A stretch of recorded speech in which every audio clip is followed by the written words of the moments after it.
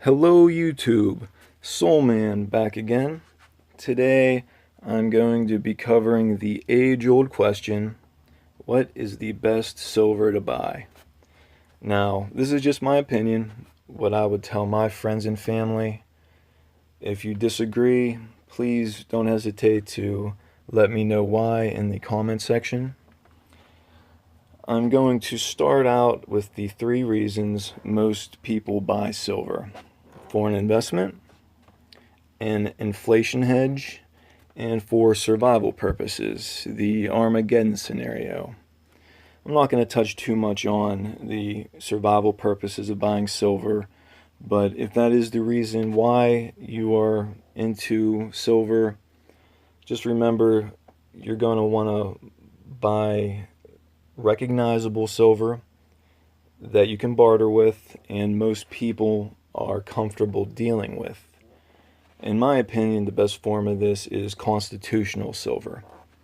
Now, you can get fractional rounds or bars, but I'm not a big fan of them. I don't buy too much, if any, rounds and bars. I don't even really recommend it for investment purposes. It is not recognizable, usually, and you can buy government-backed pieces for just about the same price. And definitely constitutional silver, usually for cheaper. But anyway, as for the Armageddon scenario, anything's possible, guys. And I definitely feel it's better being safe than sorry. Always be prepared. But I don't foresee this situation occurring in my lifetime.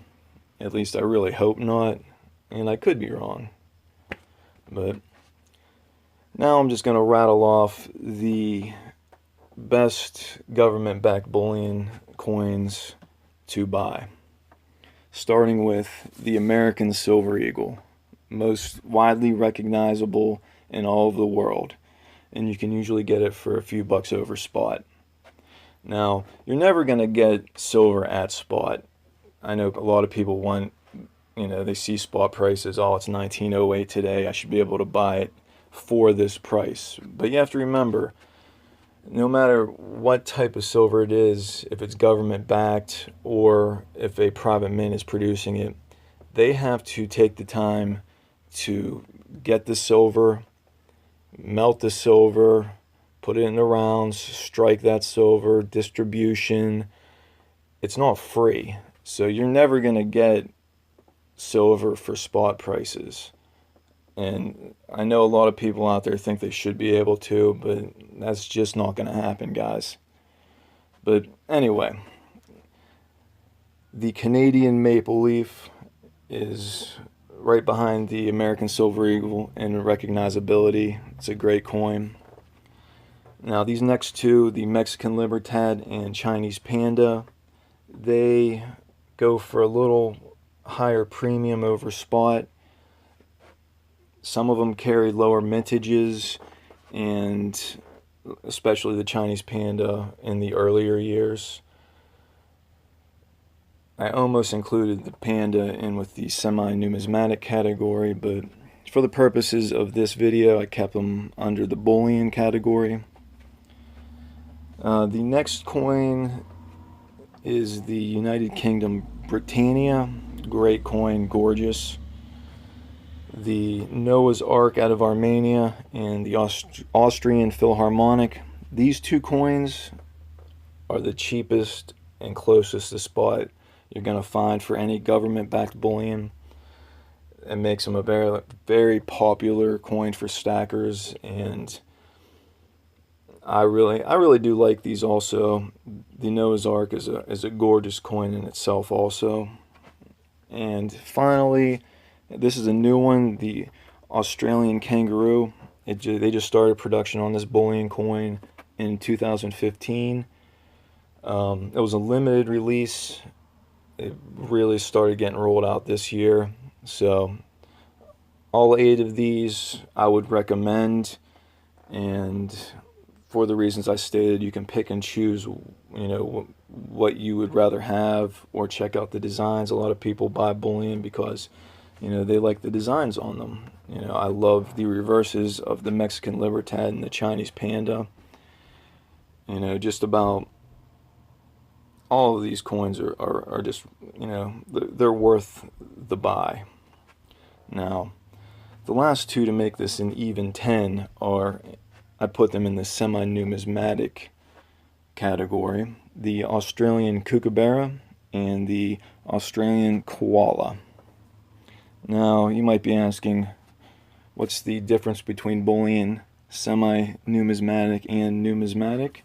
I know a lot of people wonder that.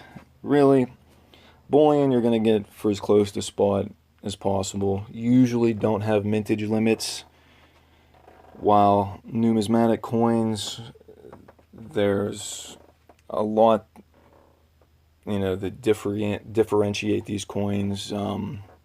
It could be a type of strike, the year, the mintage. Now, numismatic coins are not affected by the ebb and flow of spot prices. They have their own price guide, and it usually does not matter what spot is for them.